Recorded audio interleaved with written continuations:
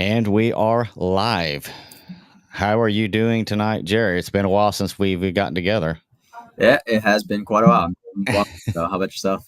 I'm doing well. I'm doing well. I'm going to fish one more day this week for the May State Challenge here in the KBF. I'm in 10th with 83 some inches. So, There you go. it's not first, but hey, it's better than being last, I guess. So. Yeah, for sure. How's the bite going on out there? Did Oh, everything like it's going really good right now. Like I said, I was it Thursday I was out. Yeah, I think it was Thursday I was out. Yeah, Thursday I was out fishing, and they're spawning at least up here around Indiana because they were just really fat. okay? And so it was, and I lost like sorry about these pop-ups. I'm running antivirus and stuff going on here. I don't see any pop-ups. You're good. Okay, that's good because I'm hearing them all over my computer because I'm running all this stinking software antivirus stuff. I do that every once in a while. Of course, it would have to do a scan in the middle of a show, but you know what I mean? So, all right. But anyway, back to my good story. Yeah, they're thick, really thick fish. I mean, I caught, or like all the fish that I had was probably would have called everything I had before. You know what I mean? Like I had already had 5 fish in there, but they were all pretty kind of small. So except for 17-inch, and the one that I think I had a 12 and a half in there, 13, I think 15, 17, I think maybe another 14 or something like that. If I would have fished clean, that whole 5 fish would have been cold. It'd have been 18 plus, probably easy.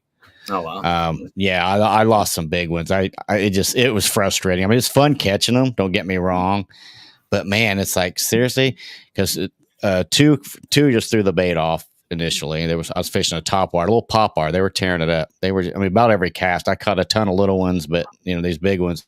2 threw it off. One went underneath the kayak, and the lure got hooked on my keel guard, and it came off. Oh man. And the last one was all my fault because what I did is I have a net right behind me, and I should have known to grab for it. But what do is because the fish is right there beside me, big. It's probably the biggest one I caught of the day, at least 4 pounds. But I say she was really fat. So instead of grabbing the net, I grabbed the line. And I'm only using 6-pound lines. So that was a number 2 mistake. Yeah. Using, and of course it come off, and I was like, so I did end up keeping. I had 6 big ones and only kept 2 because the other 4 just come off. So that was my day on the water Thursday. I mean, the numbers were there. I caught a ton of fish, just didn't fish very clean. I mean, you can't do enough. They throw it off, but when you do stupid stuff like, why did I grab the line? No. I mean, it happens, man. When you're in the moment, you don't think about those things, Because it's literally right there. I mean, I could have reached in and probably tried to grab her, but I thought, well, I'll just get the line, and then it just came off. So, but so it was a good day. I mean, other than losing the fish, because I caught a lot of fish. They were just hungry. And believe it or not, I was stuck with that top wire more than I did the Cinco. You'd be proud of me. Yeah. You'd be proud of me. I actually threw something more besides the Cinco. And I have a little walking bait. I threw that for a little while. Caught a couple on that, and I went back to the bar, and they just seemed to really want that one more than they did the walking bait. So I just stayed with it. There you go. And then I did catch a few with the Cinco, but believe it or not, all the big ones came on that top water. Oh yeah. So, yeah. I mean, it's anything that's kind of reactive is gonna be it'll produce the bigger bites. I was gonna say you should probably try throwing out the Chapo to see how that goes before you. Yeah, I have a couple of those in there. I thought about that, but I just thought, well, I'll just go with this pop iron and went with it. But it was a good choice. Like I said, it caught a lot of fish. So yeah, for sure. But I did gain 10 inches, so I did okay. I guess it wasn't a total loss, So for that monthly tournament, it's the best 5 for the whole month. Yes. Mm-hmm. Okay. Yeah, it's what I think it's good for, like, if you're just wanting to get into kayak tournament fishing and kind of get a feel for it, get your feet wet, so to speak. It's great because you can go out there, you can pick any day you want to fish. You catch the fish, if you want, you can just, because I mean, I take the picture obviously there, and then I wait and I come after I come up with my kayak and I'll come up. Then I'll upload all my fish. So I mean, it's real. It's kind of relaxed, a lot more less stress. You know, 'cause you have to, oh crap, I have my pictures in by 3, whatever. You know, so but again, it's still got a lot of the same things. You got to be on a public land. You know, you got to be, you know, have it's all the KBF rules, the normal ones that they have. It's just that you know, it's you can pick any day you want. You can go every day of the month if you want, and then when you after we upload 5, if you upload another one, it'll automatically take the small one out and then just add in the bigger one. So that's okay. Kind of nice too. So yeah, I think when I first started off tournament fishing, that was like one of the things, one of the tournaments that I actually did. I know that Dustin, he was actually the one to start getting me into like the KBF stuff. And it's definitely a lot more relaxing, those monthly tournaments, a lot more relaxing. You get to pick and choose whatever public body of water that you want to be on, and you're not, you know, you're not really stressing about trying to find a pattern immediately, things like that. But yeah, I mean, it's fun. It's a good time. It's definitely a good way to get into tournament fishing for sure. Exactly. Because I mean, you still have that kind of a just for going for fun, a recreation feel, but you're still involved in a tournament because, you know, these count, you know. So I think the smallest one I got on the board now might be 15, maybe something like that. I've got that. The biggest one I actually landed was 19 and a half. There you go. On Thursday. And, you know, that's the thing too, is like, you know, it goes by state. So I'm not competing against, you know, somebody down in Florida or other southern states where the bass get bigger, a lot longer. So that part's kind of nice too, you know. So I think, like you said, I think it's a great entry for someone getting started, kind of get an idea what it's like. And then, and it's fun. It makes it kind of fun going out there a little bit and, you know, enjoying it. So yeah, it's been good. So I think at least around here, I think what I was seeing is they're spawning. I'm going again Tuesday to a different lake. We'll see how this one goes. This one has a lot of pads on it, a lot of lily pads on this one. So there will be a frog thrown, and it won't be 6-pound line. No, you're gonna need bait for that one. Yeah, it's gonna be a little heavier line than the 6-pound. That was Well, I mean, I was catching fish. That was just my fault. You know, you don't ever grab the line, but I did it. You know, smaller fish you can get away with. Yeah, smaller fish you can get away with it, but as big as she was, I mean, she probably could have pushed 5 pounds. I mean, I know they all look bigger in the water, but I mean, she was close enough where I could literally see it, you know, and it was just, you know, the girth on her was just, you know, thick. So, oh, well, you live and you learn. You live and you learn. So you went fishing this weekend. Now, was it just for fun, or was there any kind of tournament going on, or? Yeah, so I went out yesterday. My buddy Gary and I, we went out to San Vicente, which is a body of water that we're kind of familiar with down here in San Diego. My last tournament was actually out there, and I did pretty decently. That was the latest video that I posted, but I ended up placing 6th out of 22 with 85 inches. There you go. Yeah, so it was a good day of fishing for sure. I was actually going to tell you, so the juice that I was going to give you, right? I know you love throwing out the Senko and everything like that. I sure do. Have you tried throwing out the thin Senko? I don't think I have. I just use your normal 5-inch. Oh man, let me tell you something. All right, so a thin. You have one with you? No, I don't. I don't have any of my stuff with me, unfortunately. Okay. But Gary Yamamoto thin Senko. So it's basically like the regular Gary Yamamoto Senko, except for it's just a thinner version of it. You pair that up with a 4mm VMC crossover ring. Okay, I've got those. Using an old ring, and you put that. Well, generally you would probably want to put it weightless if you really wanted to get finessey with it. But me, I'm a little impatient, so I used a 1/16 ounce weedless wacky hook on that, and that produced quite a bit of the fish that I caught that day. And you would get some pretty decent ones too. Like with a thin Senko, I think it's a lot more of a finessey presentation, just because it's a lot thinner, it's a lot lighter. So that the action behind that compared to a regular Senko is I think is going to be a little bit more, just because of the thinner profile. So if you were ever in a bind, like if you needed to get a bite or anything, I would suggest throwing out that thin Senko. But yeah, so 85 inches, total, and I think I caught about 7 or 8 keepers that day. A majority of them were on that thin Senko, and then the others were on a drop shot. Okay. For the ABA tournament, we have a rule where you could actually only have one line inside the water, right? So only one bait inside the water. I think that's just a universal rule.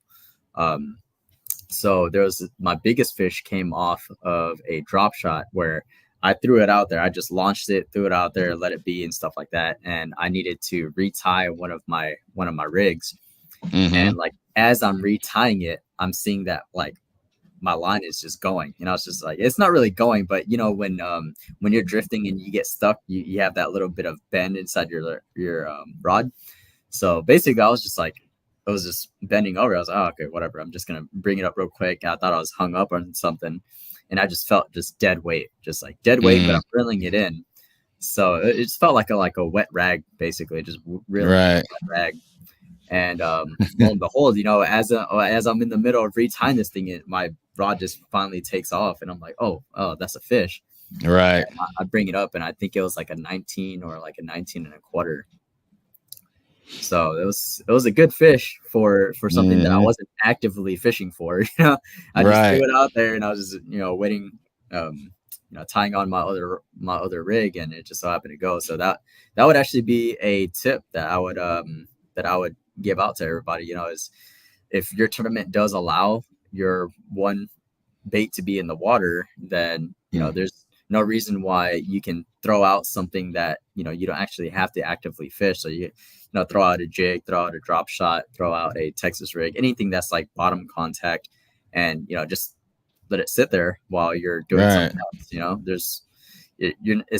you're not going against the rules or anything like that, you know, so why not, you know, give yourself a better opportunity or the best kind of possibilities to get bit while you're doing something else. Now, how does a thin Senko fall? I mean, because a regular Senko falls fairly slow if you don't have any weight on it. Does this thing even fall even slower? Even slower. Like, so the person that actually put me on this one was my buddy Jeffrey. He was giving me some tips about Lake Paris, and Lake Paris is just known to give me like problems. I wouldn't say I hate fishing Lake Paris, but Lake Paris is a tough lake for me. So he was giving me some tips, and he was just like, "Hey man, you got to throw out a thin Senko," and I was like, "I don't even know what that is." Right. So he actually gave me like a pair of thin Senkos, and I threw it out, and I was like, "Oh wow, this thing's." No, I could see how it could get bit, but during those tournaments at Lake Paris, I didn't throw it out. It wasn't until this last one at San Vicente is when I actually locked it in my hands, and I was like, "Oh, now I see right. you know, the productivity behind it, and I can see why it works." Right. So yeah, it definitely sinks a lot slower just because of the thinner profile. It doesn't have nearly as much weight as a regular Senko does. I was wondering about that. Yeah. Mm-hmm. So you just let it slowly fall out there. If you have time, then by all means throw it out there, count to like 20 seconds, give it a little twitch, let it count, or let it drop down some more, and just keep on doing that until you get bit. I mean, that presentation is just too good. You know, it's something that the fish just aren't gonna not mess with.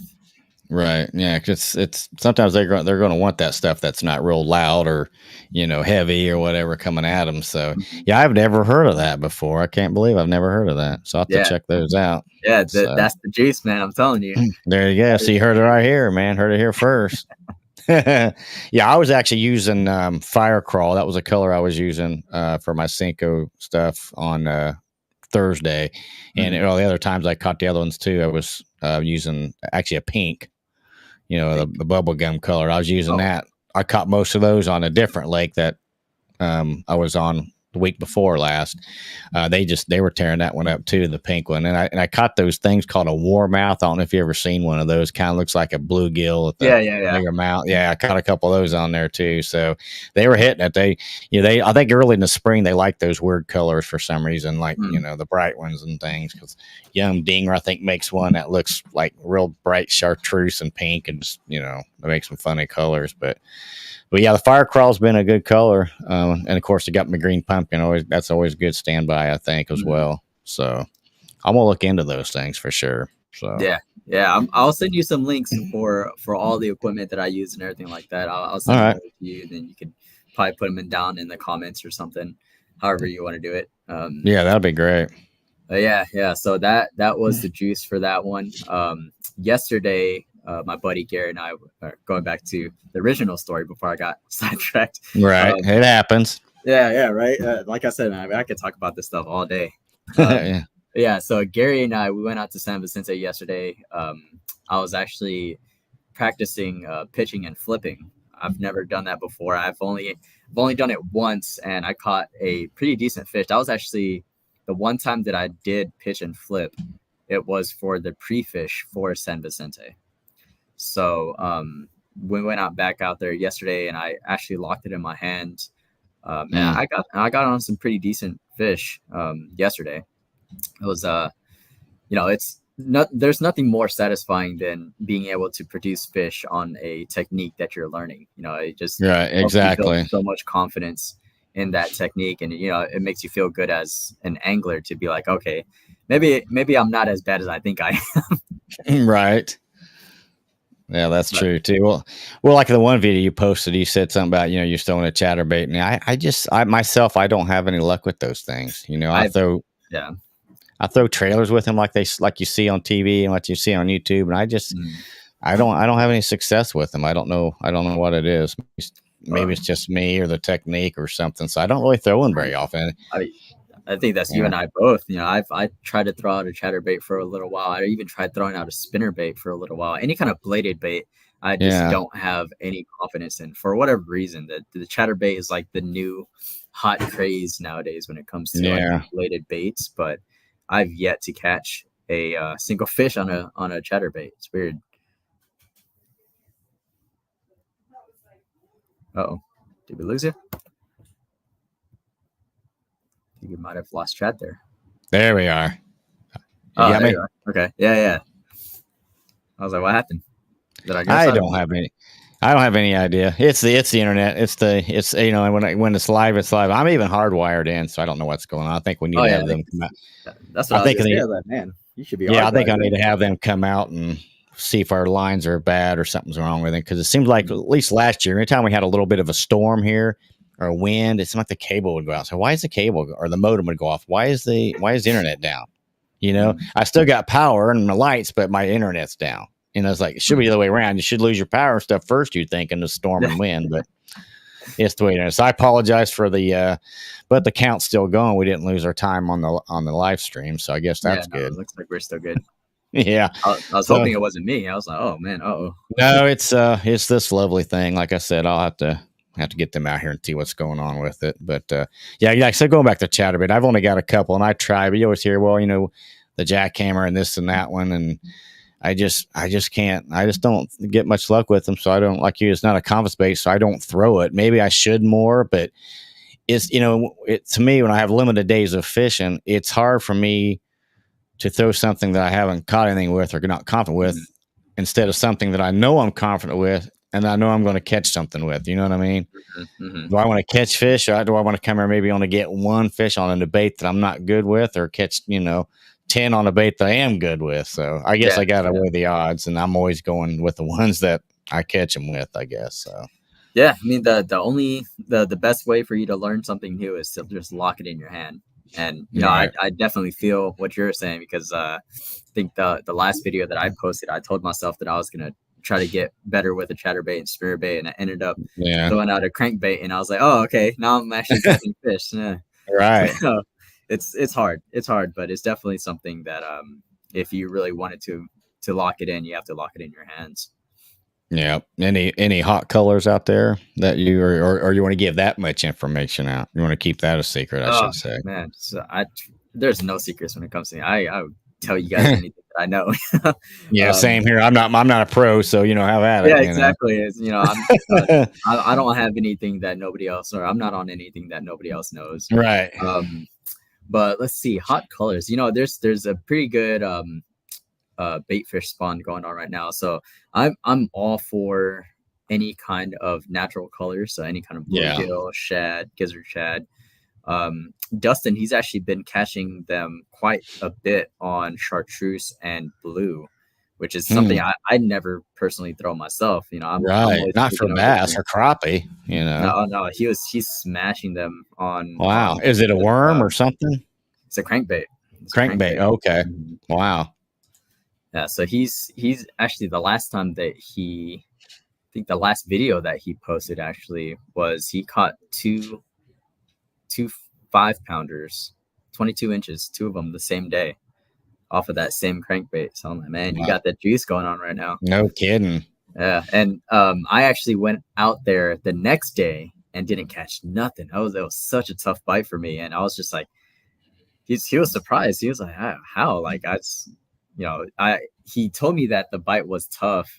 And, at Lake Hodges, I tend to think that that's a pretty easy lake. Like, if you wanted to catch fish, you would go to Lake Hodges and you would catch some pretty decent fish. And yeah, boy, was I wrong, because that day it humbled me real quick, man. I was like, well, I guess I can't be talking smack on this lake no more, because it put a hurting on me. I was like, man, what am I doing wrong? I tried drop shotting, I tried cranking, I did everything that I normally do, and I just couldn't get bit for the life of me for some reason. I caught a crappie on a drop shot, which was kind of weird, but there we go. Yeah, something. Mr. Dustin Fishing, there he is. Welcome aboard, my friend. Oh, there he is, Mr. Dustin, right there. Yeah, the Odds Garage Rockwell 5. See, I didn't want to give out that juice because that's his, but yeah. Well, hey, we got it now. We've got it. Hey, see, that's what I say. I'll tell you, I'll throw off this the color. I'll throw this what I did, because I forgot to tell you another little bait I used. It was a little KVD jerk bait, probably really small, maybe 3 inches. Like, I use lighter gear. I know I grabbed the line. That was my fault, but I like just throwing a little bit lighter line, unless I'm going in like Tuesday. I plan on throwing a lot of frog around those pads and stuff, because they should be up spawning in that area too, I would think. So I'm hoping that we'll get into some there, but it works for me, around here, because I don't fish a lot of heavy cover, and so and I'm gonna ask you this. I don't know what it is, but do you out there hear about a lot of hate of the spinning rod, and why is that? People say, well, I wouldn't throw a spinning rod. I'm embarrassed. Why? Man. See, that's why? I love a spinning rod. My boy Gary, man. If you're watching right now, he's probably laughing, because he absolutely did not he despises spinning rods. Like, a lot of people do, know. I tell him all the time, there's a time and a place for spinning setups. If you're throwing something really, really like finessey, right? Something where you just simply can't throw out with a bait caster, then a spinning combo is going to be the way to do it. And a lot of people also don't realize that there's different. How can I say this? It's like there's different muscle groups that you utilize when you're using a bait caster versus a spinning rod. So if you were to think about it, right? If you were to set the hook on a bait caster, you're pulling up with like your biceps, you're pulling up with your forearms and your shoulders. Makes sense. Yeah. But when you do that with a spinning combo, it's all forearms or wrists. Yeah. So there's definitely there's a time and a place for both setups. I agree. I like them both. It just seems like there's a lot of hate, for people for spinning rods. But I never looked at it like you said. Exactly right. Just holding it is a whole different, like you said, muscle group or whatever. Yeah, so I think that's the best way that I could explain it. But it's the same thing for when it comes to kind of techniques and stuff too. Is if you were to try to like a jerk bait, for an example, if you try to fish a jerk bait on a bait casting rod, you will see that the majority of it is on your wrist and your forearms, whereas on a spinning rod you're actually sweeping with your arm a little bit more. So it's like I said, it's a time and a place for everything like that. For my spinning setup, I use that majority for weightless stuff. So anything that's like a 1/4 ounce anything that's lower than a 1/4 ounce, I'll probably put on my spinning rod. And I do that with a braid to floral leader. So that way I have a little bit more sensitivity.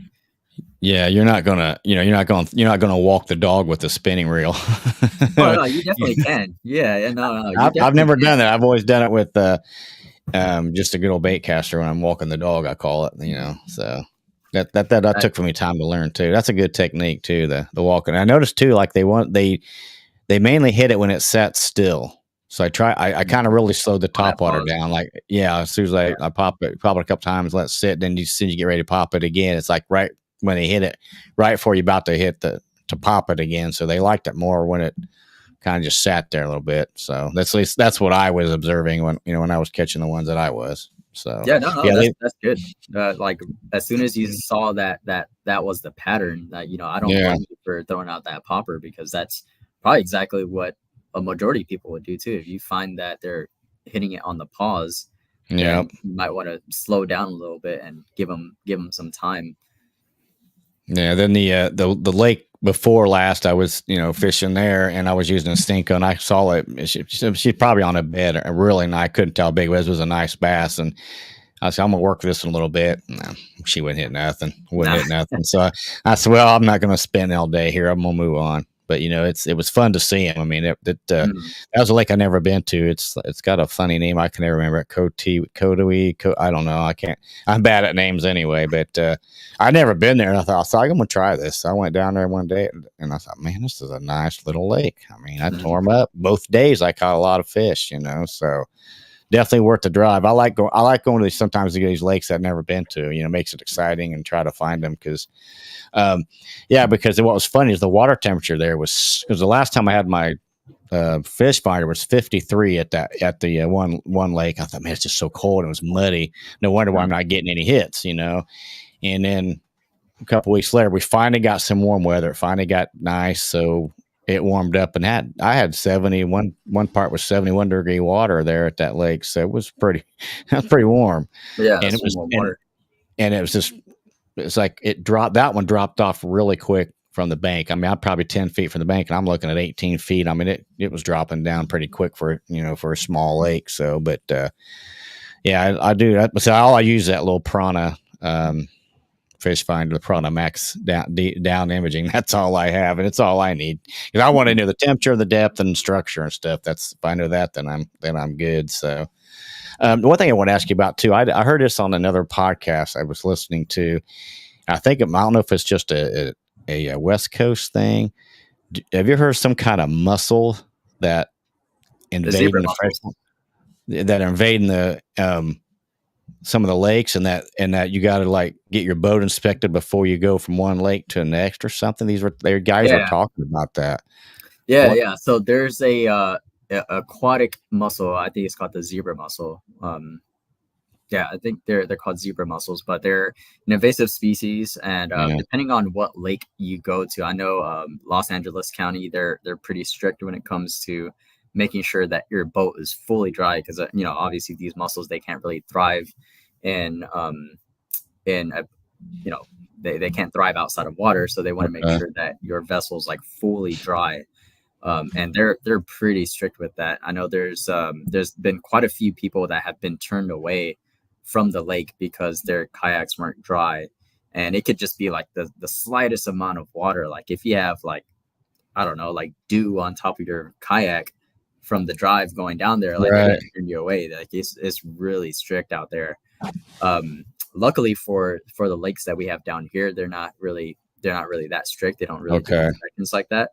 But for the bodies of water that do, you definitely want to make sure that your kayak is fully dry before the inspection. There's guys that they would pull to the side of the road before they get to the gate, and they'll like wipe down their kayak, make sure it's fully dry before they get to the gate, because as soon as they turn you away, like that's it. You have to find another fish.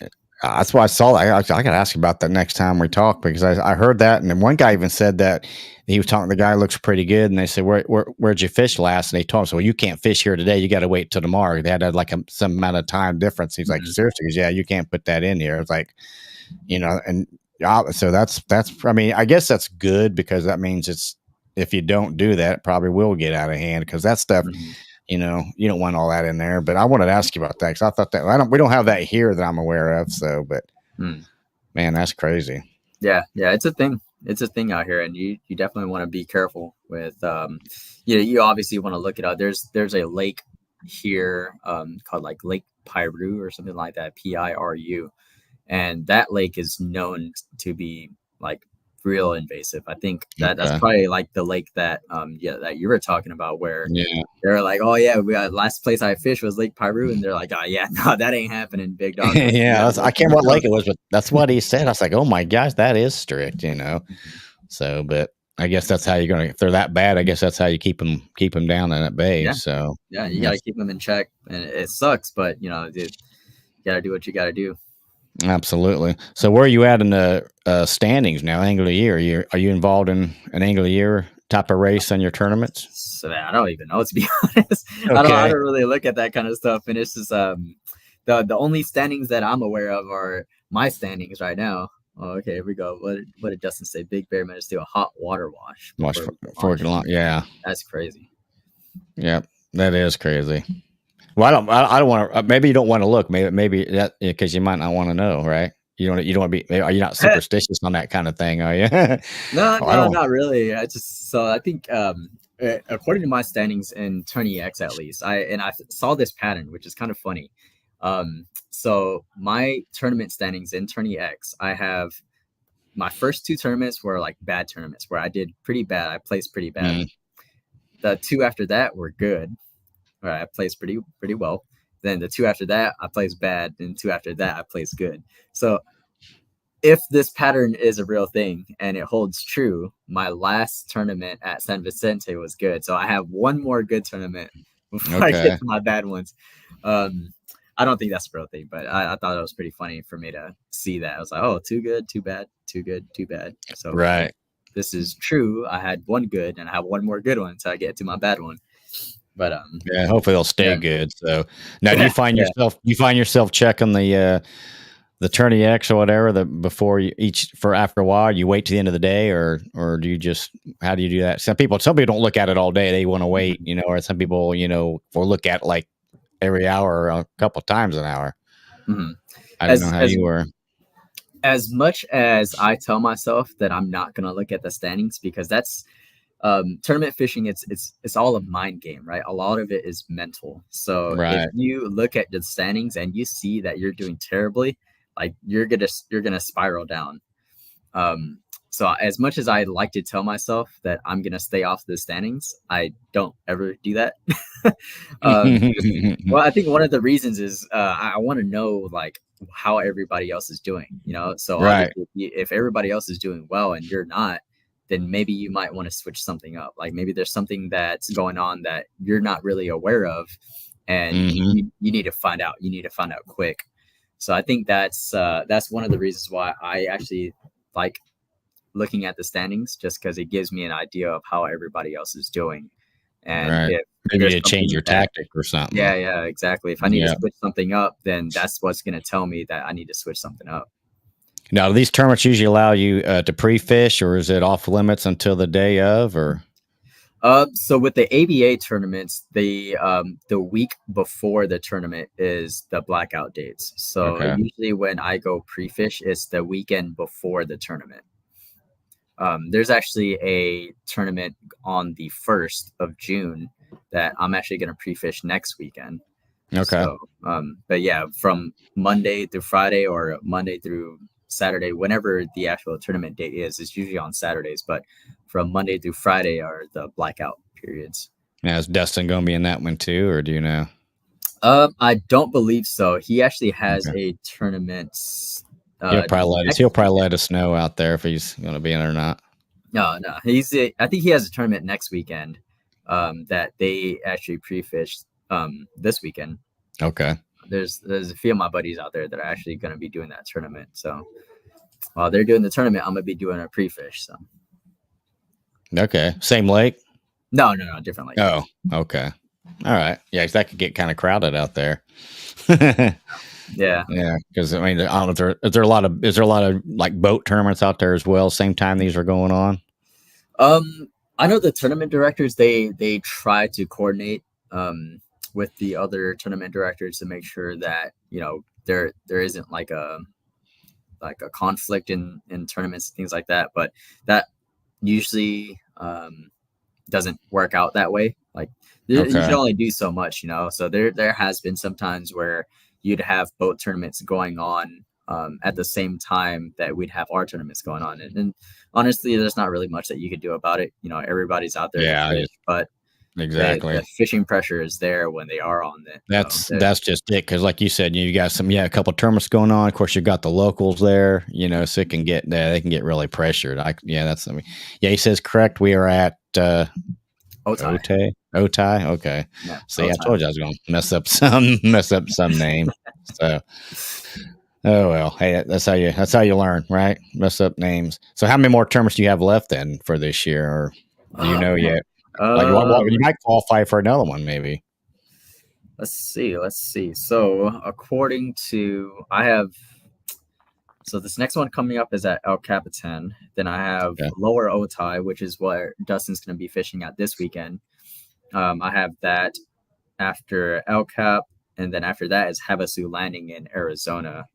And then we also have our West Coast Championship out at Clear Lake, California. So there's a few left before that year ends.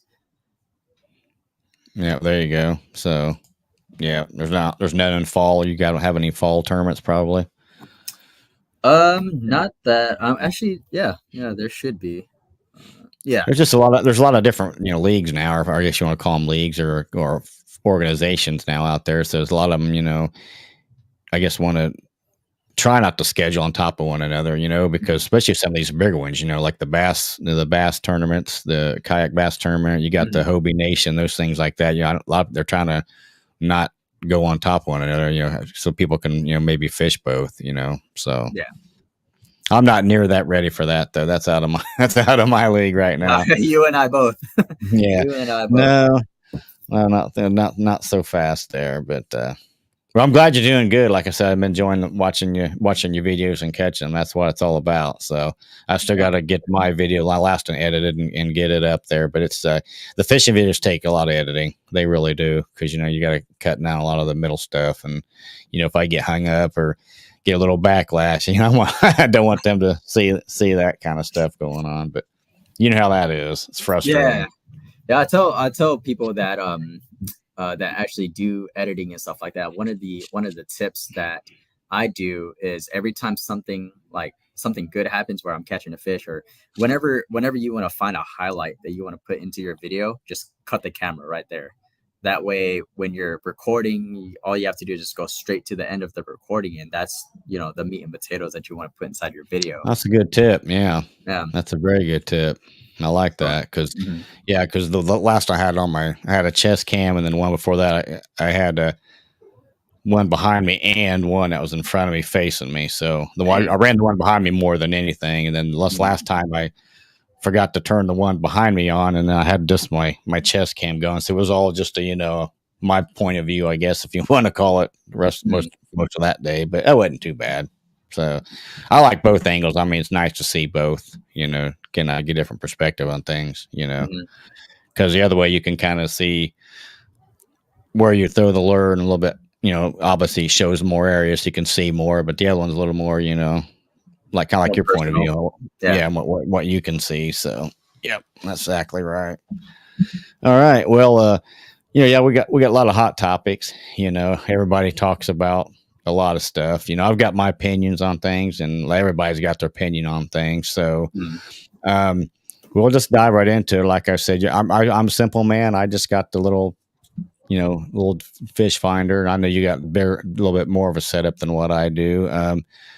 So what's your take on all the forward facing sonar? Dare we say that they're gonna that's like a bad word around here. Yeah. And who would have thought this like 2 years ago that this would be, I think it's because they didn't realize how good it was back then. I think is what we're looking at now.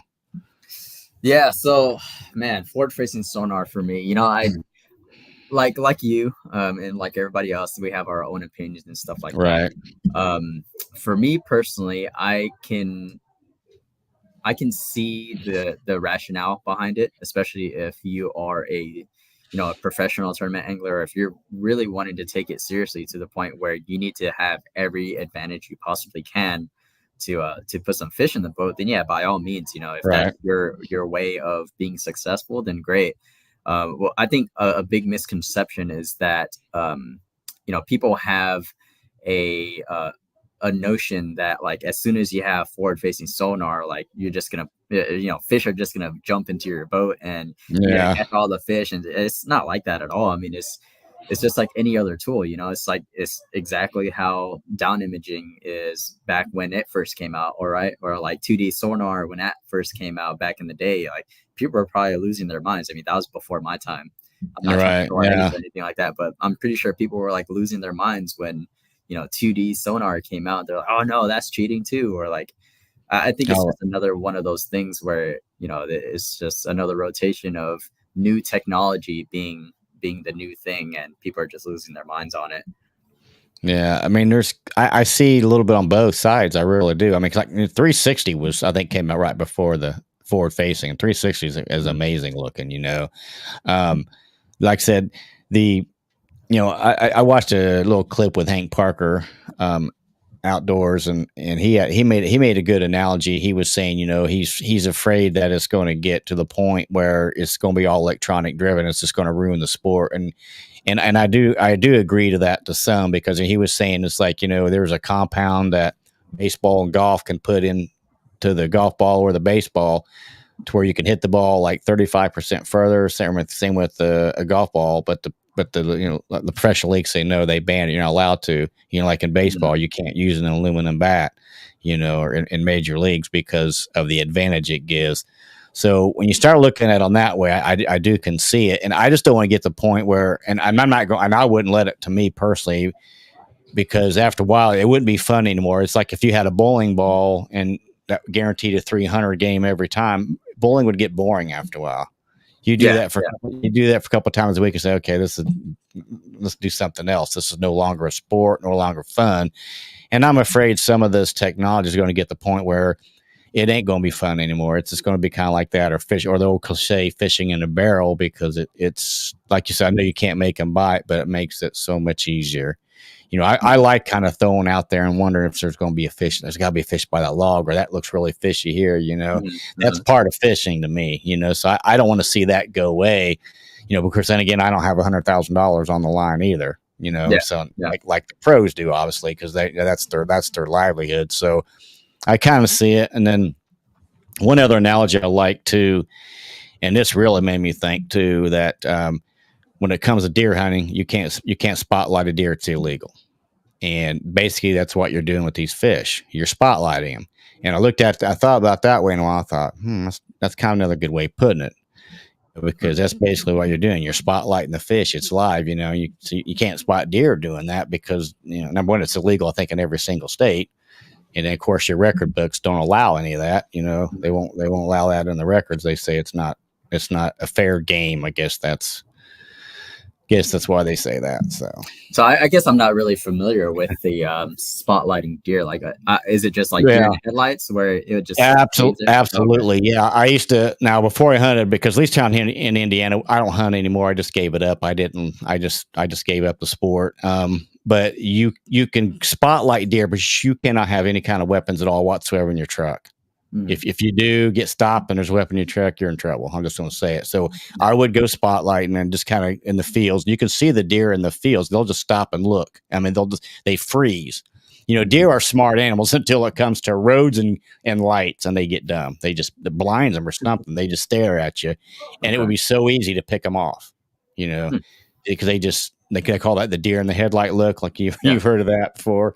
That's what they do. And so that's obviously illegal, I think, in every single state, because it's just too easy. You could just stand there and, you and a buddy could just plunk two off just like nothing, because they just stand there, because that light's on. They don't know what to do or what's going on. So, yeah, that's basically what it is. A lot of states don't even allow you to bait deer. Like they can, like if you have bait out to draw deer towards your stand, at least here in Indiana. Now, some states I think allow it, all the way up through when you hunt. But in Indiana, if you have some bait out, you have to have that removed out of the area 30 days prior to hunting season. Wow. Every state has their own regulations and stuff. So you want to I kind of compare it to that with fishing a little bit, because what worries me, not so much really in the tournament scene, is because, those are catch and release, after they're weighed in on the circuit. But what about just the regular angler, because, like crappie and things like that, we don't know what that's going to do to the fish population 5 years from now. There's not an infinite number of fish. There's only so many, and they use this thing here, and they go out every day. They're in a boat to catch 25 or 30 and keep them every day. I mean, it's not going to take long for you wipe out. That's the only thing that kind of concerns me too, a little bit. I'm just using that as an example, but so I can see it on that side with the conservation side. I just think we have to kind of really keep a close eye on it, and see where it goes. But yeah, I don't want to go to, people joke about, well, yeah, they're going to make a lure that'll actually drive in and hook the fish for you. I thought, what's that? Well, that, what I mean? Now that's getting a little out of hand, but that would not be fun at all. That would be, that's not fishing either. That's just playing a game or something. But yeah, no. Yeah. I mean, like going back over to that, I think the best analogy that I could kind of put forward facing sonar, in my definition, in my terms at least, is like being a mechanic. It's just another tool, right? So you could have all the tools that you want, but it's not going to fix the car for you. You still have to have some level of skill, some level of expertise in order to, be able to fix that car. It's the same thing with forward-facing sonar, where you can see the fish. You eliminate a lot of dead water, essentially. Right. And you really do. So you eliminate a lot of dead water. And then when you do find the fish, you still have to catch them, right? They're not just going to jump into your boat. And I get that, maybe once you do catch, or once you do spot them, it might be a little bit easier, but at that point it's almost not up to you, unless you're trying to make that fish react to your bait, which forward facing sonar, it'll allow you to do. It'll allow you to observe how the fish is, reacting to your baits and stuff like that. And it just, for me, it's just another tool set, and I could kind of see, the industry kind of advancing a little bit faster with the technology like forward-facing sonar, because you can actually see how fish are reacting during specific times of the day, or like water temps, or there's so many variables when it comes to just regular fishing, that forward-facing sonar, now that we have that ability to kind of see what the fish are doing, I think it's gonna be a game changer, to say the least. It makes you wonder detrimental. It makes you wonder what's going to come out, next couple of years. There's a Gary speaking in saying, "I hate spinning reels." Yeah. I mean, we know it. I do, at least. I love them. I use both. But I just like a spinning reel. To me, it seems like I've left issues with a spinning bait. Like I still get not a lot, but I still get the little loop in the line where I got to pull out a line on the back last, the back or bait caster. I'll talk it right eventually, but it's just, it's just, I just love spinning reels. I use a lot lighter line, so I'm not putting, I'm not going to use 6 pound line on a bait casting rod or reel. So that's why I tend to like the spinning reels. That's what I use the majority of the time. So, all right. Didn't mean to hit that one. Okay, here we go. I'll let you answer this one directly, Jerry. Oh, flipping rod. So Gary, he hooked me up. So he gave me a Mega Bass Levante. It's the perfect pitch rod. Super, super phenomenal rod, really lightweight. When I first started pitching and flipping, I used a Arc Viper classic rod. And that rod was great for what it was. But compared to the Levante, oh man, I could pitch so much more accurately, so much more distance. Like, I didn't realize how much a rod can play in a technique like that, because I was like, you guys will see inside the video that I posted, the new video that I post on Saturday. I was dead on accurate with my flips and pitches, and I surprised even myself. Like, oh man, I'm pretty dang accurate with this thing. Yeah, that's something I'd like to do. Get out there and actually kind of improve on my, accuracy and stuff. I mean, I can get it to where I want, but it's like, oh, that looks like a good spot, but I worry because, there's always a limb or something overhanging. I said, I'm going to hit that. I'm going to hit that limb, So yeah, I'd like to get a little more accurate on my casts and things. But like I said, it's just a matter of doing it, I think is key to it. So that's what I tell people. But yeah, I just saw that out there. So I want to ask you about the. Yeah, Mega Bass Levante, Gary. He's a good buddy, man. He's good people. And then Mr. Dustin, it's the OBD reader. Nice analogy. I'm not sure what did I mention that or did you mention that, the OBD reader? Oh, so like when I think he's talking about how forward-facing sonar for a mechanic is like a tool. Oh, it's like gotcha. The OBD reader, the OBD2 reader, the scan, the code scanner.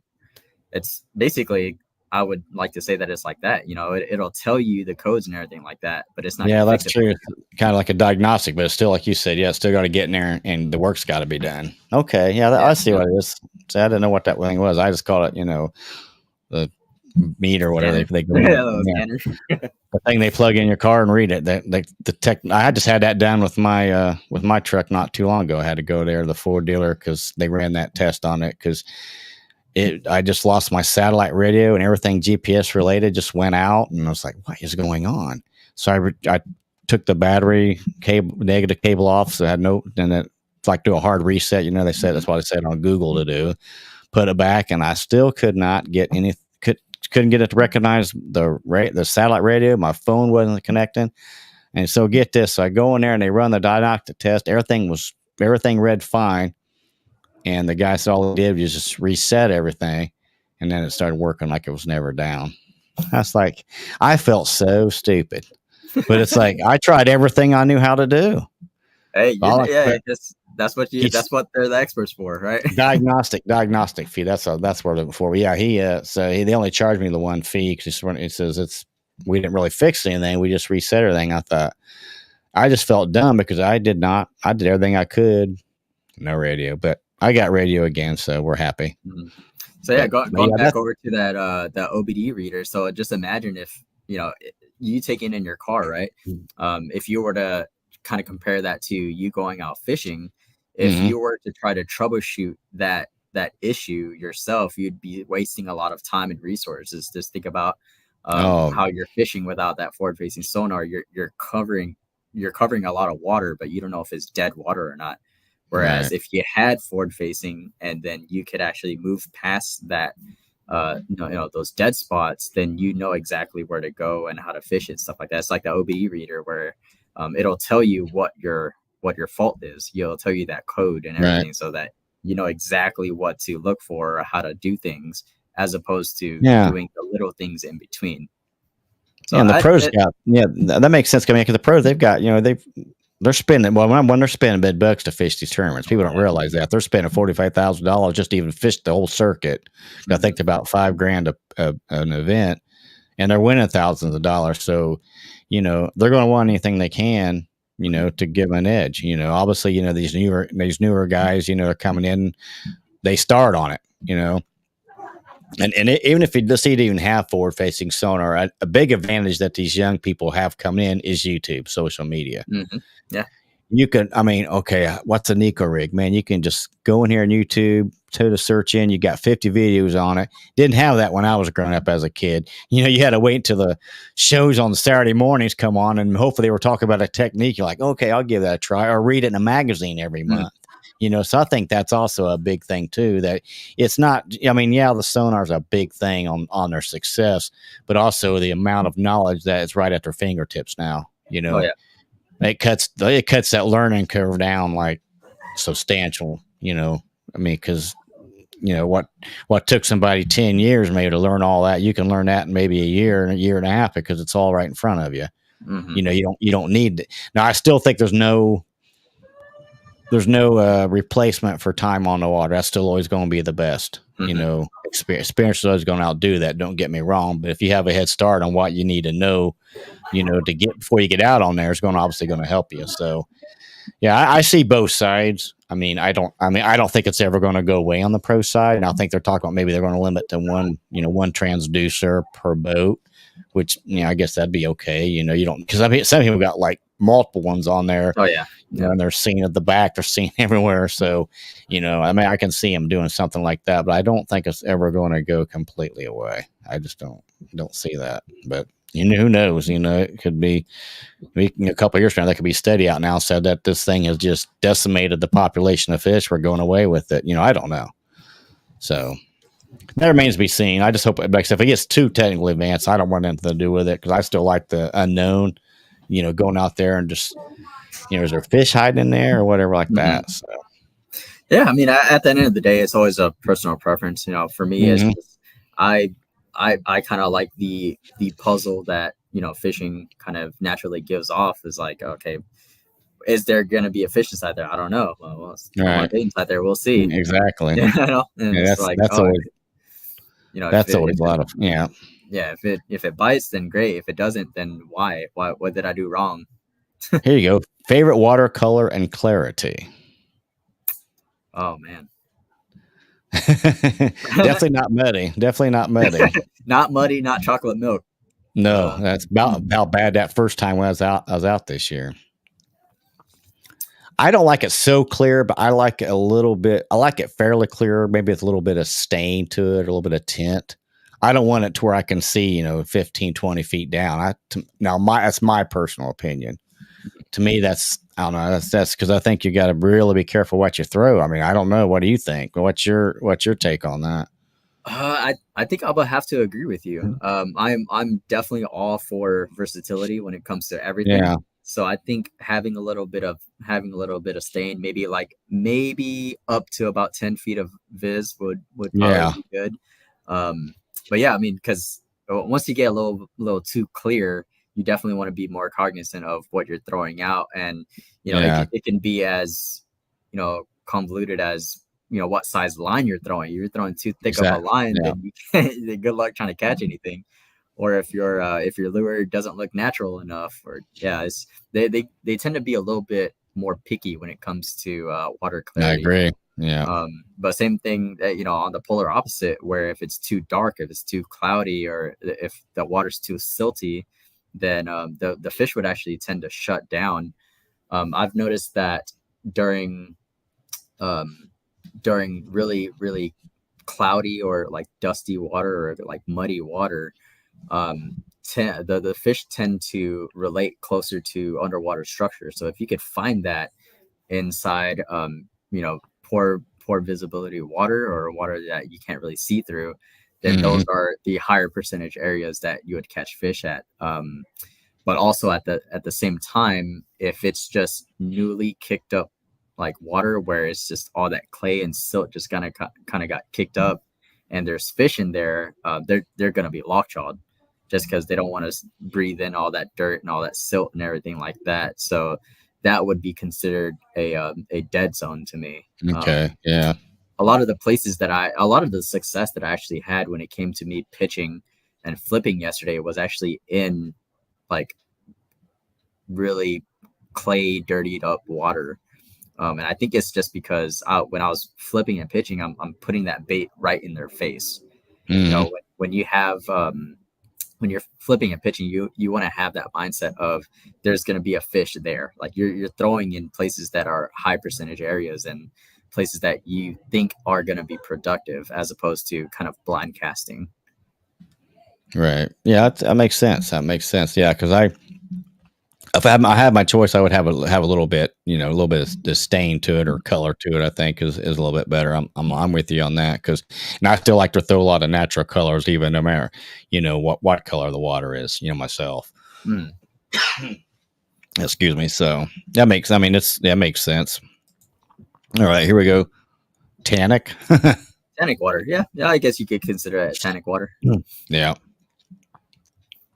Yep. See, then that would be a reason for you to throw your chatterbaits out. Oh yeah. Vibration, anything that displaces a lot of water would be something that you'd want to throw inside kind of tannic and stained water. Yeah, brighter colored lures and stuff like that, I think would be really good. So now, is your spawn all done out that way now, pretty much, or? That's a good question, because I'm pretty terrible when it comes to any kind of spawning information because I'm terrible when it comes to fishing the spawn. But I would like to say that we're starting to get into the post spawn, where a lot of these fish they're starting to go back down deeper. They're not as chunky as they would be, but I think they're starting to feed up to the point where they're trying to replenish their energy levels after the spawn and everything like that. Right. So I think I would say that we're probably in the post spawn, if not early post spawn. Yeah, I guess that's because you're probably where we were kind of. Oh, did we lost them again? Uh-oh. Lost me again. Yeah, I'm back. There you go. Okay. This darn internet, I'm about to go crazy. Apologize again for that. But no, like I said, that it's so cold in April. It had a lot of rain. It was just not good. I mean, we had early April. We was getting down in the 20s at night. So that water temperature was not getting warm at all. Yeah. So it finally got warm.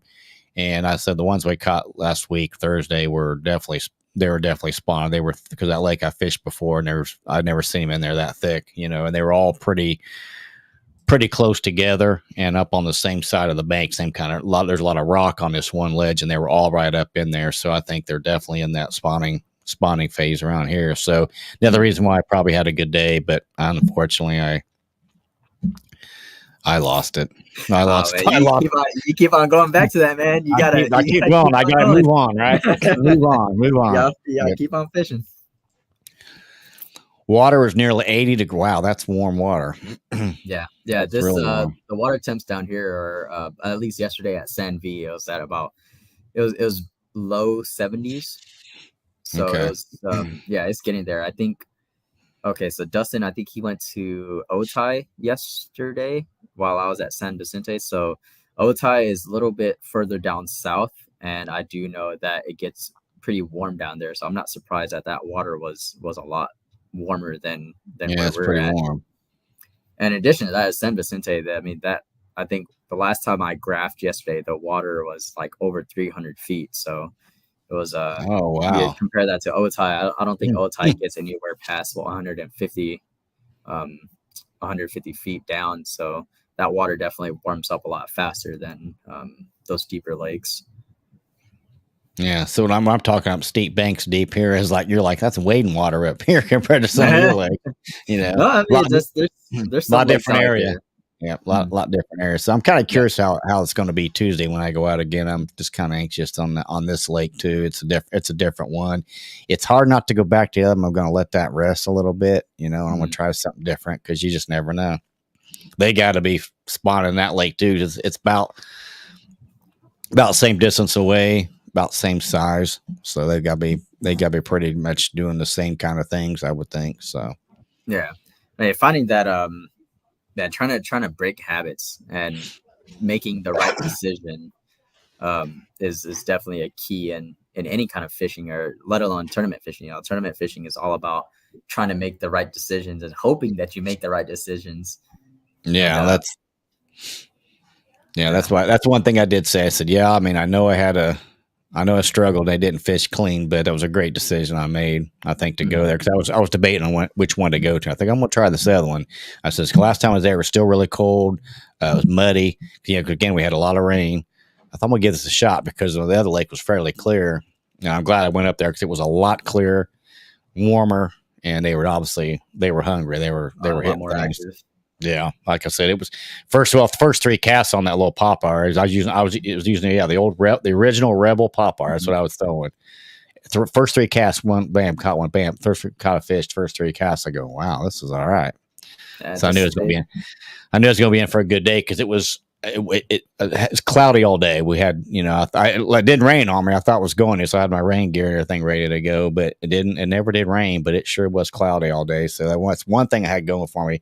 The sun wasn't out, so I didn't have to worry about it. It was probably high 60s. So it was the weather. I couldn't really ask for a better day either, because at least for me, because I'm not out there sweating, or I'm not out there, freezing in the cold, or getting wet, because that was a whole other thing. But it is what it is. But yeah, seeing a lot of fry at San and Saturday and today at Otay. There you go. Yeah, I went to the back of a cut yesterday at San Vicente, and I saw a bunch of like tons. I don't know if they're bait fish or I'm pretty sure they're bait fish, but there was tons and tons of bait in that area. So there's definitely a bait fish spawn going on over here. That's good. And this one here, Otay was 78.5. There you go. So that's good. Just talk about water temp. I think we lost you again. Gotta get that internet, man. What's going on with your internet? Did I freeze again? Yeah, I did, didn't I? Oh my gosh, I'm going to have to call him. This is terrible. I mean, I'm even hardwired into this thing. I'm not even on my wireless. I'm hardwired in with the latest and greatest Cat 7 cable. Of course, I got to have an adapter because my laptop, they don't have the traditional Ethernet cable, plug in. So I got to have one adapter. So I don't know if it's the adapter or it's the actual. I'm thinking it's the internet because for some reason I can sit there when I use StreamYard here for the shows and stuff. That's when I have all the issues. I don't understand it. So I can I can get on here, watch YouTube all day. I could watch or get on Amazon all day. No, it'll never fluctuate, and that's on wireless. So, and this is a new laptop. So it's got a brand new, nice, wireless card, but maybe we'll have to do a technology podcast, IT, maybe explain to some of these situations what's going on over here. So I don't know. I'm gonna have to call a cable company, have them come out and maybe see if these lines aren't bad either outside the house or something because it shouldn't be doing that. So I apologize for losing you because I was like you froze that for a second. I thought, well, that's probably me again. Sure enough, I saw my screen go black. I go, yeah, it was me again. It was me again. It's all good. It happens. He just stops moving to mess with you. Oh, there you go. It's like, did you freeze? Hey, if I didn't know any better, I thought you would have froze right there. Yeah, no kidding. I better not do that because it's going to look normal. Exactly. Oh, that's pretty funny. Okay, here's one from me. Describe your lake conditions and settings. If you haven't said already, I'm curious to know what might work there. Well, our lake, like I said, this is as of Thursday. We've had just a little bit of rain, not much, but the weather's been a lot warmer, so it's probably even warmer now because it's been in the 80s last couple of days and going to be 80 again tomorrow. The water was 71 at the lake I was at, like I said, and this lake is around Indianapolis, about 20 miles north of Indianapolis is where this lake is. So water was pretty clear at this one, very clear. Like I said, about 71 is the warmest spot I found. I didn't find any spot colder than 70. I think there was a spot that was 72, but 90% of what I was seeing was 70 degrees. It was very clear, and they were hitting. I had hardly any wind. It was real calm. It was one of those picture perfect mornings, just calm. You're the only one out there. You don't see anybody. It's calm. You think, all right, this is going to be some fun. You always want to throw a top water when you see those type of conditions. But no, I was catching on a pink Cinco. I know, boring. But that's what majority of those was I was catching them on there, and I swear by the Gamakatsu hooks, man. Those are fun. I'm not sponsored by them by no means, but they are the best hooks, man. They don't come on. If fish get on one, they ain't coming off them. Those things will they'll hold the fish. I recommend those for anything. I won't buy any other brand now because to me they're that good. I mean, they hook fish. They hook your pants. They hook your boat. They hook your net and everything. They hook your kayak cushion. They hook everything. But that's another thing I'll tell you real quick too. On Thursday, I was using that. The pop art, of course, it's got two sets of treble hooks. Well, I got a splinter in my right or my left middle finger the day before, so I had to dig it out. So it already had a little wound in there, and then I was trying to take the popper off. Well, wouldn't you know, one hook goes into my first finger here, and then the second hook goes into this one. I thought, bass, do not move, because I knew they were in deep. I knew they wasn't in barb deep yet. I said, do not move, bass. Lucky the bass didn't shake, so I was able to grab it real quick and then pull the hooks out of my finger.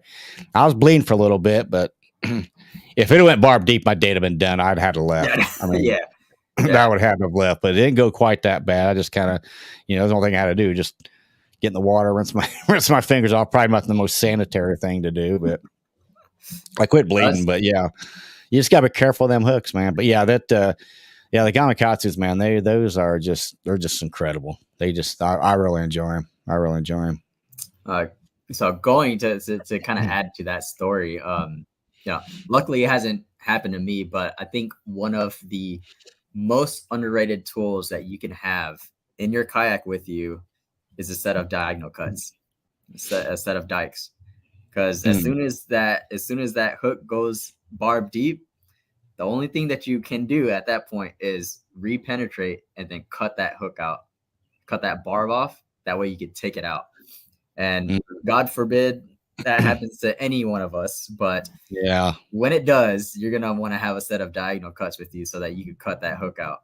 That makes sense. Yeah, because you don't sit there trying to pull it out, because that barb will sit there and dig into your finger and chew up more skin. Yeah. Mm-hmm. So as much as it sucks, you probably want to keep on going in until that barb comes out, and then just cut it, and you could just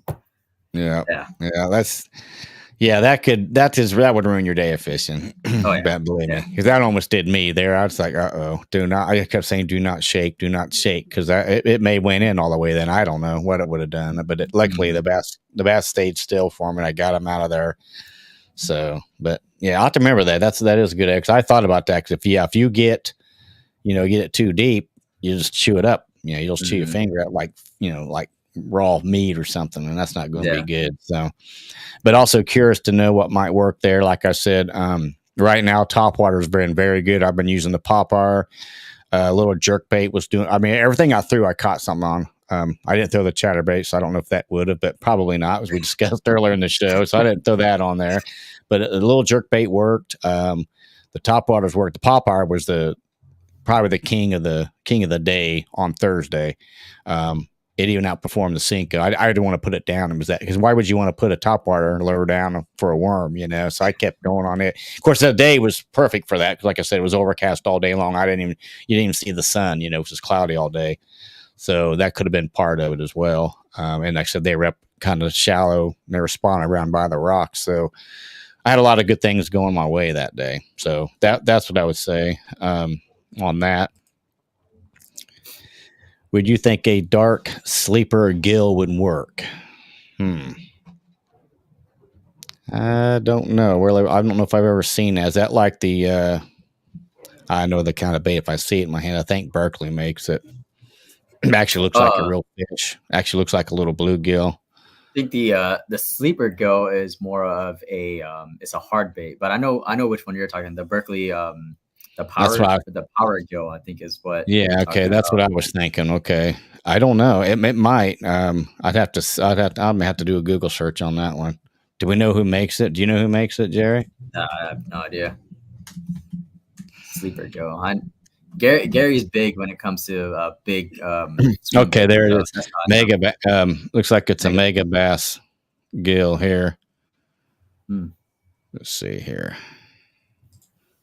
Yeah, it looks like it's a mega. Yeah, you said mega bass. Yeah, I'm gonna see this here. It kind of looks similar to that. What we were talking about, but it don't have the ridges on it like the one that we were discussing. You know what I'm saying? Let's see. Okay, let's show this in here. Of course, that would pop up right there. Can you see that? Okay. Yeah, that's it right there. That's the I'm not sure what color that one is, but that's a decent color. It looks like it's weedless too, because that hook is inside that top fin. So that'd be nice to kind of push through the grass. Different color there. Yeah, that was that's the glitter whatever Noki gill. That's the MB gizzard. I think we just lost him again. Yeah, we lost him again. Huh. Okay. Oh, there he is. All right. That's some weird color there. I don't know about that one. Huh. Have you ever seen that color before? I've never seen that color. I know. I could kind of see that working because that like the black and blue jigs that a lot of people. Yeah, I could kind of see that. Now looking at that, I think that would be a very good option. I think that would. I think that'd be. I wouldn't mind. I'd throw it if I had it Tuesday. I'd definitely throw it if I had it Tuesday. Yeah, give it a shot, Gary. That looks like a pretty good one. I wouldn't necessarily go with that color. I'd probably go with something different. Maybe like that, or something like that. Yeah. Megabass makes some phenomenal colors, man. Megabass's patterns are like top tier. Yeah, they are good. They are good baits. I would say, I think that would be a good one. I think that'd be very viable. It'd be very viable. All right, you said Megabass. That's. I just did a search and it popped up. So hey, what do we do without Google, right? All right. Let's see here. The wind in your area, something we have out here is high winds pretty much each trip. Yeah, I hate high winds. They're really bad in a kayak. Once you get through the learning curve fishing, and the bite seems to get much better. Well, last couple of days the wind's not been bad. Thursday when I was out, it got a little windy. Wasn't too bad. Now the time before I was out on this lake, it was real windy. In fact, I had to get out of the kayak. It was all I was doing was fighting the wind. And it was almost, the waves were almost white capping us. I'm out. Mm-hmm. I mean, I still got my PFD on and all that stuff, and I can swim, but I'm out. Because it wasn't fun at that point. So all I'm doing is fighting the wind. I'm not trying to cast. I don't have a spotlight like you do or anything. I got just a regular pedal drive, but so that way it was windy that day. But Thursday wasn't bad at all. Today wasn't much wind. That's another thing too. It seems like we get a lot of wind here too anymore, and those kind of can ruin your day too. Especially in a kayak. So I mean, I don't know what your limits are, but that wind that day was like, nah, I'm done. Yeah, I got out and walked around a little bit, and then got back in when it died down a little bit, and then called it a day. Of course, that was a bad day fishing anyway, so it wasn't like I was leaving a big bite or something. That might be a little different story. It might be worth fighting the waves if you're having a big bite, but I wasn't having that, so I thought I'll just get out of here. Enough of this. Yeah, I know. Once it gets to white caps like this, it's not even worth it at that point. No, I'm only a 10-foot kayak. It's crazy. Live to fish another day. Yeah, absolutely, be. So, all right. But yeah, the wind's not. It hasn't been as bad this year, but it seemed like last year it was really windy a lot for some reason. And I don't understand that. I don't know if it's because of the El Nino, whatever we had this year was causing that early. I don't know, but okay. Is there a Finding Nemo's? That must be a color one of the Megabasses. I don't know. Do you know that one, Jerry? I would think that it's like the Nemo colors, like that orange and white kind of type. I think he's just messing around. Right. Well, who knows? Maybe there could be some weird colors. I wouldn't doubt it, to be honest. All right. And when do you plan to come out west and fish? Oh my gosh, I would love that. Yeah, whenever you come out here, man, we'll put you on some good lakes. Yeah, there you go. We're gonna make fun of this guy throwing his spinning equipment. What's this? 8-pound line he's using, 6-pound line. Who's this guy? Where's this guy from? No, here is actually, so I use 10-pound line on all my stuff. So here, like having lighter tackle would definitely help. I honestly don't know of anyone that throws anything over 15-pound like mono or anything like that. It's because down here it's like I don't think it's really necessary because we don't have that kind of structure and kind of cover that you guys have, like lily pads and mats and stuff like that. We don't really have that. The most that we have would probably be like rocks and like tree stumps and like branches and stuff like that. So I think 10. I've been throwing 10 for my whole entire fishing career ever since I was little. I've always used 10. I'm thinking about switching it up to 12 just to just in case I get some bigger fish. But even then, like my 10-pound line that I use now, it's pretty rare that I actually break off with 10-pound. Right. I'm pretty sure you'd be fine. Yeah. Are you using fluorocarbon or? So I use copolymer, which is Okay. the hybrid between fluorocarbon and monofilament. Right. The reason why I do that is because fluorocarbon is really expensive, for one, and then it's not very abrasion resistant. I've noticed that with my spinning setup, I used to put on a fluorocarbon leader, and when I would be fishing around structure and and stuff like that, I could feel like the line getting all frayed up and stuff. I'm like, man, I haven't even caught any fish yet. I'm just throwing it in the junk, and it's getting all frayed up.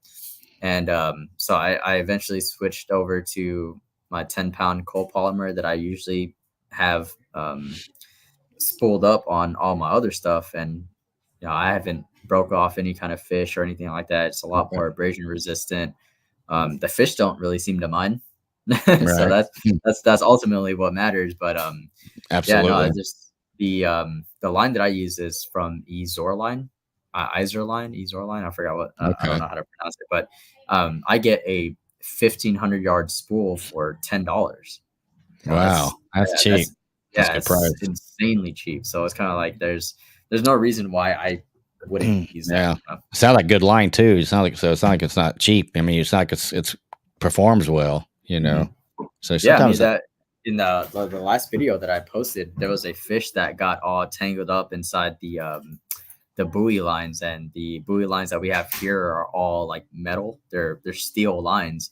Okay. And this fish got all caught up inside all kinds of crazy stuff, and it didn't break. So I was just like, hey, this is some good line. Yeah, there you go.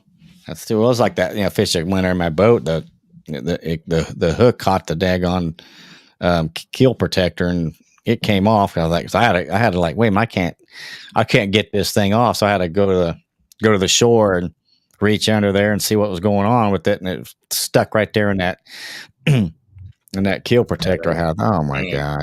Out of all the things, huh? Jeez.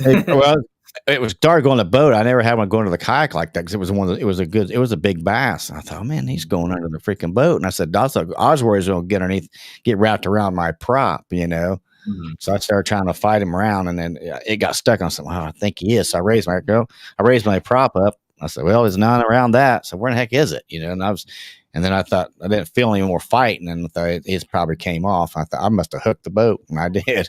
It's like, how's that happen? I don't know. I just know it was one of those days. I wasn't meant to be on that one. So let's see here. I'm 12 and 15 on casting. Is that like reels? I'm not sure what he means by that. Maybe explain that. No, yeah, Dustin, you might have to explain that one, bud. Yeah, I'm not sure on that one. We'll go to this next one here. It says 10-pound braid, 8 fluoro on my spinning. There you go. Yeah, 10-pound braid. 10-pound braid would be, I don't know if he's talking about the he's talking about, excuse me, I mean, interrupt there. 12 and 15, talking about the line, the pound line he was using. Okay. That makes sense. Yeah, that's not bad. Yeah, 15 is a little too thick for me. 12 was a little bit too thick for me. I tend to stick to 10, but yeah, right. Personal preference more than anything else. I think so too, because I get laughed at. I'm afraid to even say what I use because people will laugh at me. But so I try to. That's the juice. Okay, I'll just say. Well, I probably told you that. Excuse me. I still use original Stren green. I have used that all my life. I have had no issues with it. It doesn't break. It casts good. And I just like the green because you can't see it. I mean, cause now when I tie lure, of course, I got to put my glasses on to see because my eyes are getting old. I'm getting old, so I got to be able to see the tie. It's hard to see the green line, but that I get hung up on something like that. I have to go. I either have to cut my line or go to the bait. It just does not break. So I mean, I can't say bad things about that with that line. It really does good. It does me well. So. I'm old school. I probably stuck in my ways, but it works for me. Again, I'm not out with thousands of dollars on the line either, so I just have fun. But I really think that Stren line is a very good line, good line. So I stay with it. Like I said, I got 6 on one reel and 8 on the other, and then on my 2, 3, I got 3 6s and 1 8. I think is what it is on my spinning reels. I think. And then I think my bait casters go up to 14 pound. So that's high. That's highest I've got. So I'm going to be careful when I go on the pads on Tuesday with the 14 pound, but yeah, I think I'll be okay. We'll see what happens. That's where the big ones live. So you might want to. Yeah, I hope so, because I haven't been to this lake in a while. So I've had fairly decent luck there, but we'll see what happens. Like I said, it should be. Hopefully they'll be spawning still, and the bite will still be really good, because it's supposed to be nice weather as well too on Tuesday. I think we're having some storms come in Wednesday and Thursday, so pre-front should be pretty decent. I'm hoping. Yeah, no. We'll see. Yeah. Can't wait to see how it turns out, man. This is gonna be the last time you go out there before I'm gonna try maybe one more, but it's getting late. A lot of things going on. We got the Indy 500 weekend this weekend shot, because I'll be dealing with going down there Friday and having some friends over and stuff for the race on Sunday. So this weekend's pretty much this coming next week. I guess it's technically a weekend, but this weekend coming up is pretty much shot. And after that, there's just a few more days left in May. And June, I'm limited because I'm getting married in June. So, congrats! Thanks, man. So there you go. I probably ought to not go fishing on some of those days instead of instead of the honeymoon. I probably need to go. Probably need to go honeymoon, not fishing. So I don't know. It depends. Oh man, you probably should catch a fish out there during your wedding, though. I've seen some videos of some guys there on their wedding days. They would have their groomsmen or whatever. They have like a little pond or something. They would go fishing, and I was like, man, that's pretty neat. Yeah, there you go. There you go. So yeah, that's so June's kind of.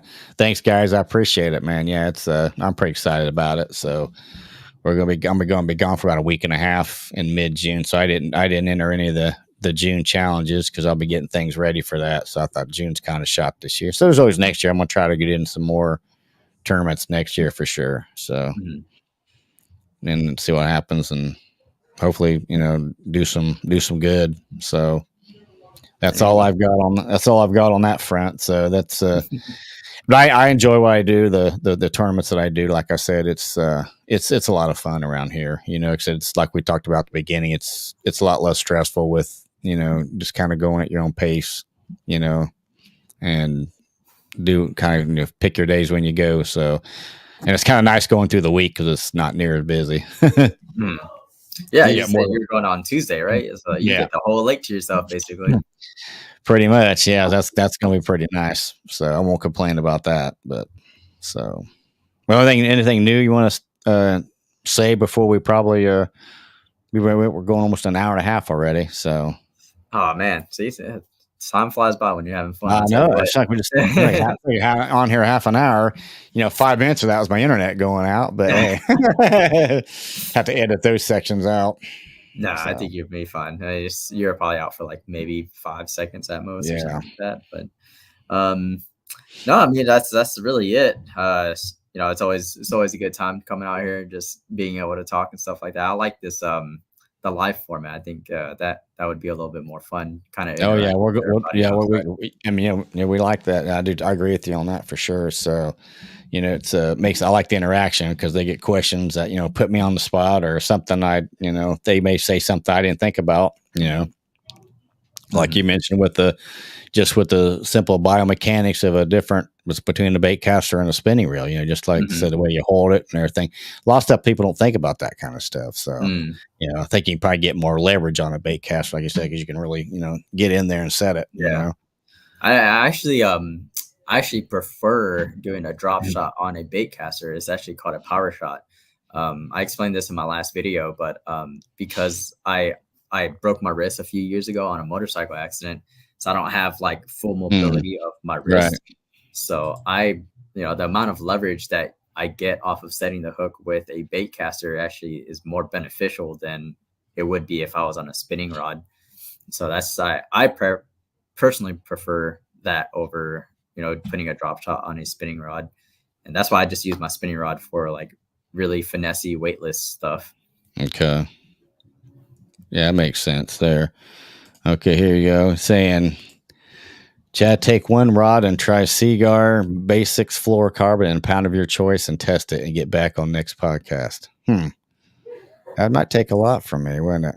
Well, actually, I got fluorocarbon on the bait caster. That's right. I do have fluorocarbon. I think it's P-line on that one. Oh, P-line's good. Yeah, I think that's what it is. But yeah, I got that on sale. That's why. So that is not Stren. Wow, man, Stren, don't hate me for it. No, that is. Yeah, that is. I just never realized that one actually is. That 14-pound is actually fluorocarbon. So, but yeah, because fluorocarbon, like I said, normally, like you said, it's a little thinner than monofilament, and it's like invisible into the water. So yeah, that's the reason why I always like that Stren green. I liked it was more. I never did use that high visibility because I can see it in the water. If I can see it, I think the fish can. That's my opinion. So I never. Yeah, I could see a lot easier to time or not, but that's why I got my little readers. When you get older, you have to have these to tie knots. I mean, I have to have them. I have to have them to do everything. So it's like, man, I cannot see that going in there. Yeah, Dustin says there goes the sponsorship. Yep, no more Stren. Oh boy, that's pretty good. So you got you're going pre-fishing this weekend, right? Before a tournament. Okay. Yep. So this next upcoming weekend is gonna be a pre-fish. Hoping to get on some pretty good fish. I've had pretty good luck at this lake before. I tend to do a lot of power fishing, so power fishing this lake is a little bit better. San Vicente is a very finessey lake. Good luck trying to power fish out there. There's absolutely no way. You actually have to sit down and finesse fish over there. So going back over to my power fishing ways, I think will be a good thing. But now that I know how to sit and finesse fish, I think that would help me do pretty well. So is there a lot of docks there? No. That's one thing about these lakes is that you will not see docks ever. Okay. A lot of these lakes are a one in, one out kind of type ordeal where you actually have to go through a front gate in order to fish the lake. And there's no docks or anything. I heard that they like close them down like at night, don't they? Mm-hmm. Yeah, I heard that before. I'm about to get after and check this out because it's so different. I think like you said, from the way a lot of the water is here, compared out there, because we don't have those real big, deep lakes like that around here. Mm-hmm. And we've got a lot of docks and they're open. Like I said, a couple years ago, before I started fishing some of these little lakes around here, I'd call the DNR, said, "You got any hours?" They said, "Nope." He said, "You just come on out anytime you want. Just make sure you got a permit on your boat and you're lit up. If it's night, you're good." So I go in there and don't have to pay a thing. Because I'm there before daylight really breaks anyway. So, I just go in there and get all my stuff ready and launch away. So it's a lot different. I think it's a lot different out there. It sounds like, Yeah. Yeah. If Dustin was on here, he would actually be able to tell you because he's lived in states where you have both, where there's no hours for launching or anything like that like we have here. The lakes here are actually just like freshwater reservoirs that that all the residents and stuff use for whatever watering stuff that they need for municipal uses or whatever the case may be. So there are actual like operating hours for the lakes, and you actually have to be off the water during a specific time, and the only dock that you'll see is the boat launch. That's it. Other than that, there's no docks or anything. Pretty wild. Yeah, that's pretty neat. Yeah, Dustin will say Ohio is wide open, just like you're saying. Yeah, that's the way it is here. Because I mean, I try to call these places because I don't want to break any kind of rule or anything. And they're all, she's like, man, I talked to one girl once. She goes, "Nope, come on out anytime." Another guy said, "Nope, there's no thing." So it's pretty. They're pretty good about that here. Mm-hmm. So which makes it nice because like I said, I've never seen anybody there when I get there. Like I said, I'm usually always the first one. Like I said, I do most of my fishings during the week. I take some time off through the week, like a day or two here and there. Luckily with my work, I'm able to get, days off pretty easy. So I can get out there during the week and not be bothered, I guess. So it makes it easy. It makes it nice. So spend some time out there and just relax a little bit. Don't have to worry about nobody else. Absolutely. Yeah, we'll have to do this again for sure. I appreciate it, Jerry. It's been fun. It's been too long since we've done one. I know you've been doing a lot of fishing and stuff, so I know things happen. People get busy. So, but I'm enjoying your content and enjoying the fishing videos. Yeah, I love watching those. Yeah, I appreciate it, man. Appreciate it. Yeah, just whenever you want me to come on, man, I'm more than happy to just spend some time just to ramble on, because like I said, I could talk about this all day if I really needed to. Oh, I know. You could sit there and people ask questions. You think of something, and that gets you thinking about something else, and you can go on this. Oh, that reminds me of this. Yeah. You just it's one thing, and that's what I like about it. It's like there's a lot there's a lot of controversy. There's a lot of things weird things going on in the fishing world and stuff. But the bottom line is we just like to go out there and catch fish. That's what we want to do. We all got that in common. So I think we all should just get along more than we do. Mm-hmm. we're all there to catch that fish. So that's what we're here for. So yeah, we're all chasing the same thing. Absolutely. And that's a good job, guys. I appreciate it. Dustin, I appreciate that. So it's been good. Like I said, other than my stinking internet wanting to go out a couple of times, it's been good. I'm going to get that checked out and see what's going on with it. So all right. Yeah, now I'll shoot you over the links over to the Thin Senko and the VNC. I got it. Yeah, I've never heard, and you know how much of a Senko guy I am. I have never heard of that. Yeah, no, I've never heard about it either until Jeff brought it up to me. I was like, oh, I've never heard of this, but yeah, I'll send you links to them, and I'll also send you links to some other stuff as well. So try it out, man. Next time you go out there. All right. Well, good luck this weekend, and hopefully you catch them and have a good time and everything goes smooth. So. Hopefully I can call some fish Tuesday. I don't know. We'll see. I've got, let's see. I'll tell you real quick what my smallest one is here. Like I said, I'm sitting in 10th. My smallest is 14 1/4. So I still got some calling to do. I got a 19 and 7.5, 17, 2 17s, a 15.5 and a 14 1/4. So, okay. So that 15 and that 14 got to go. Yeah. Well, I think I had 12s on there before last week. 12 and a half. So I was like, ugh. It's nice to get on the board, but it's like, this ain't gonna cut it. Yeah. This one little call, one other 17 will be a 3-inch call, so that'll be good.